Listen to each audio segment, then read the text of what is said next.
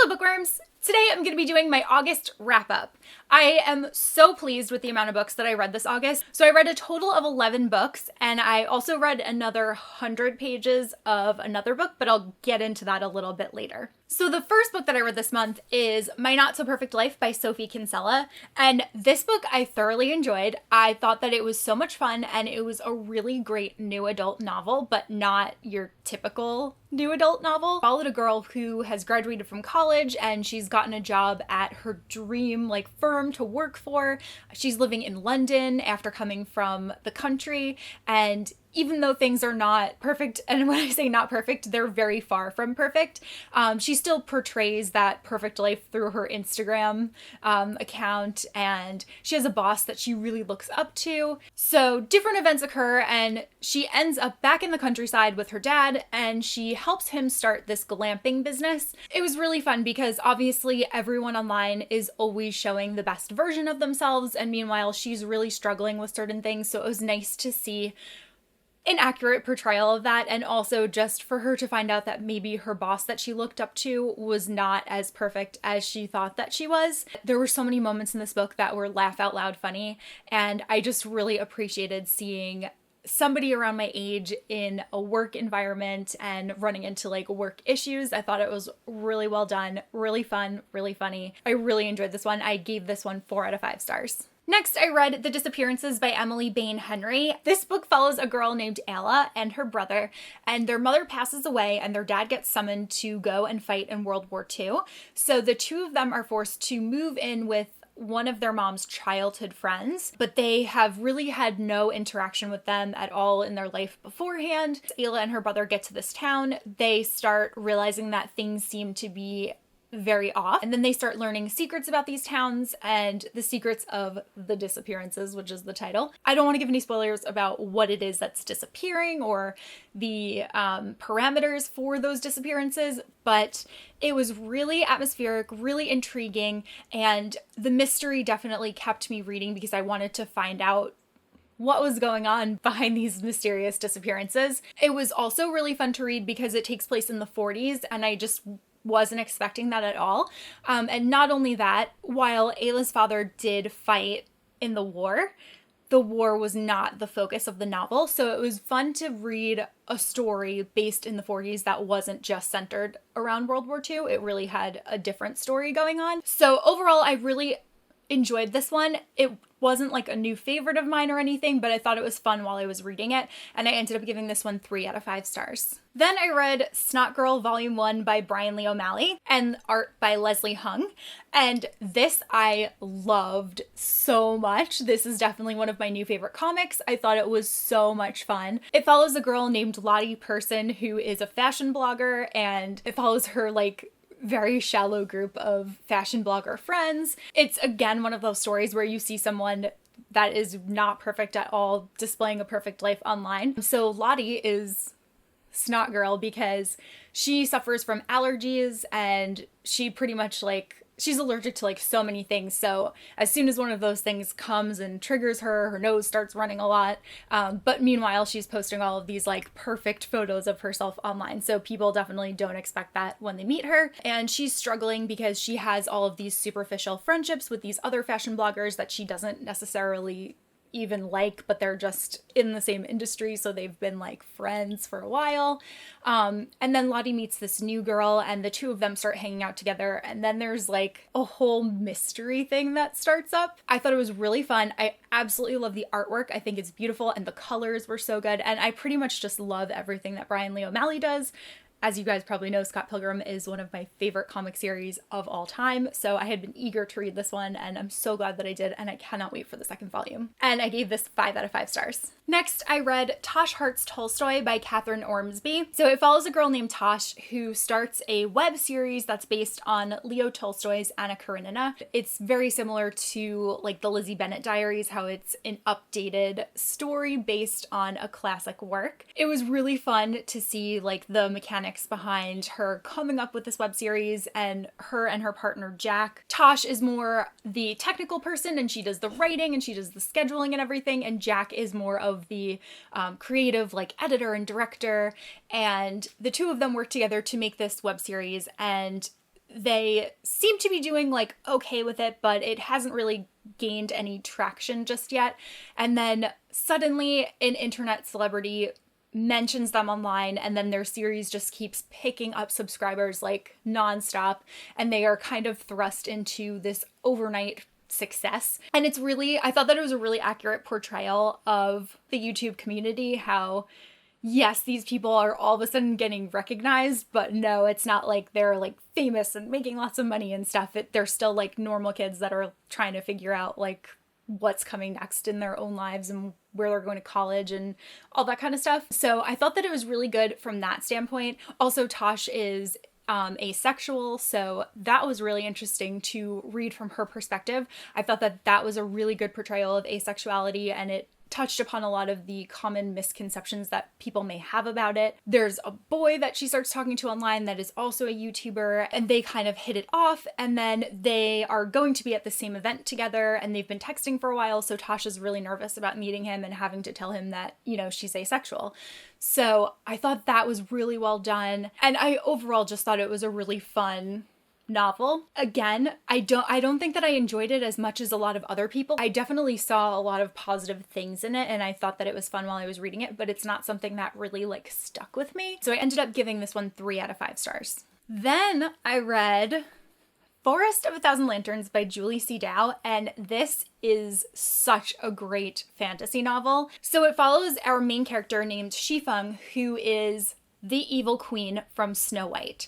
But it's her backstory, and it shows us her starting out as this kind of, not necessarily sweet, innocent girl, but this girl that is trying to carve her own path and her own destiny, leading up to what is surely going to turn her into a villain. I was completely immersed in this world. I was completely just blown away and impressed by the way that Julie C. Dow wrote this story, and the way that she made Shifeng into such a character that you're rooting for despite her being evil. I definitely am somebody that is always very intrigued by villains, but I think that Shifeng really had something special going on about her, and I really need the next book because I cannot wait to find out like how she's gonna go even further over to the dark side. I thought that this was fascinating. Again, I said the world was really great. This story is an Asian-inspired fantasy, and it was just unlike anything that I've ever read before, and I really appreciated how rich and full of culture this book was,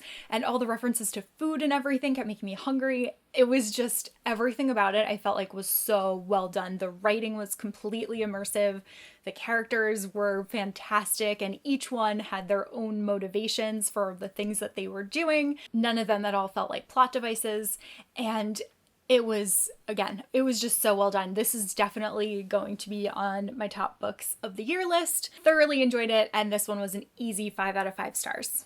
Then I read We Are Okay by Nina LaCour. This is the first Nina LaCour book that I have ever read. I've always wanted to read something by her, so I'm really glad that I finally got to one. I really like this cover too. This story largely deals with grief. It follows a girl named Marin who moves to New York City for college. She actually moves there early because she had been trying to escape something that happened in her past.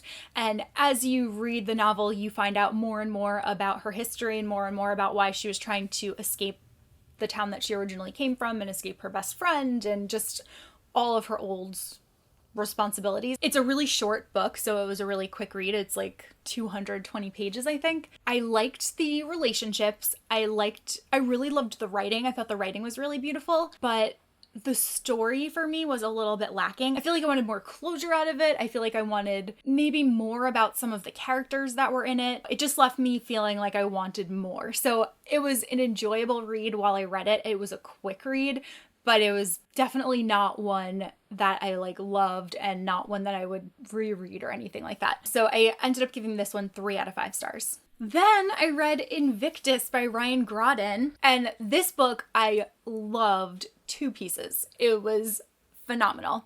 It follows a guy named Faraway Gaius and also his crew aboard the spaceship, the Invictus, and They are hired to go back in time and to steal items from the past. Farway was a really fun, really snarky captain, and he reminded me a ton of Mal from Firefly. I really enjoyed all of the characters that were aboard this ship. I felt like they were really fun, and again, with the Firefly, I feel like they were truly a family. It was just like a fun space adventure romp through time. My two favorite characters in this story were Imogen and Graham, and of course Saffron, who's the red panda.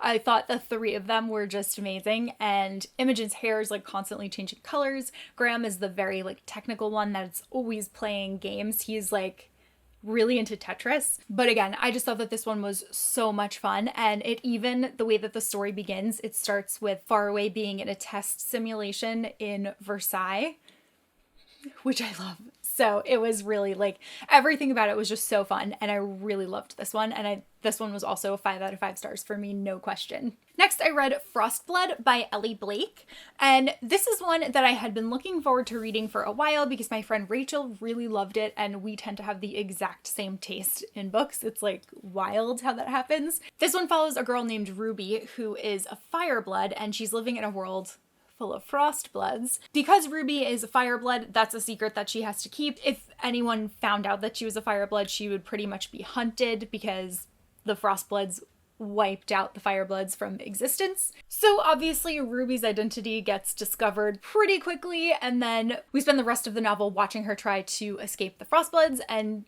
also there's like a ton of other stuff that goes on in it, but I don't want to spoil anything because it was really good. I had read online that this book is full of a lot of tropes, which yes, there are a bunch of tropes that are in here, but I felt like they were really well done, so I enjoyed the book. It didn't bother me at all. I read this one through really, really quickly because I was so engaged in the story. I was really interested in all of the lore that went into this world. I thought it was really fascinating. It was kind of like elemental, which reminded me a little bit of Avatar, and every time that I kept reading about how like the frostbloods would attack the firebloods, I had the opposite saying in my mind where like everything changed once the frostbloods attacked, because I just love Avatar. Like I said, I really enjoyed this one. The ending was really, really good, and I'm really excited to read Fireblood, and it is amazing that books 1 and 2 both came out in the same calendar year. That's like just mind-blowing to me. And I ended up giving Frostblood 4 out of 5 stars. Then I finally read The Magician's Land by Lev Grossman. This is one that I've been meaning to get to for so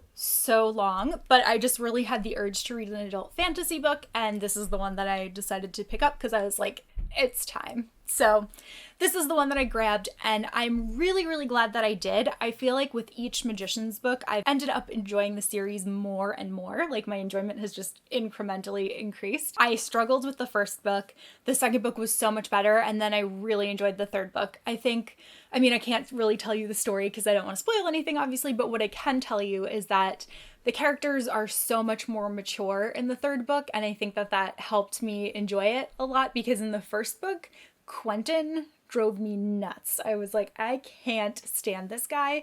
But by this book, I really cared about his character arc, and I would look forward to the scenes that involved him. So I thought that this was the perfect ending to the story. I really liked the way that each character arc went. I liked the different issues that arose, and I thought it really just sealed the deal on me really loving this series. And now I also am really wanting to continue on and watch the second season of The Magicians on the Sci-Fi Channel, because I heard that the second season kind of blends the second and third books, and I didn't want to go into that without having read the like initial source material first. So yeah, very pleased about this, and I ended up giving this one 4 out of 5 stars. Then I tried reading The Last Magician by Lisa Maxwell, and while I was really enjoying it, I just had a lot of other things going on and I couldn't focus. There's a lot going on and there's a lot of characters that are in it, so with my mind constantly going other places, I was struggling to keep things straight. And I read about 100 pages of it.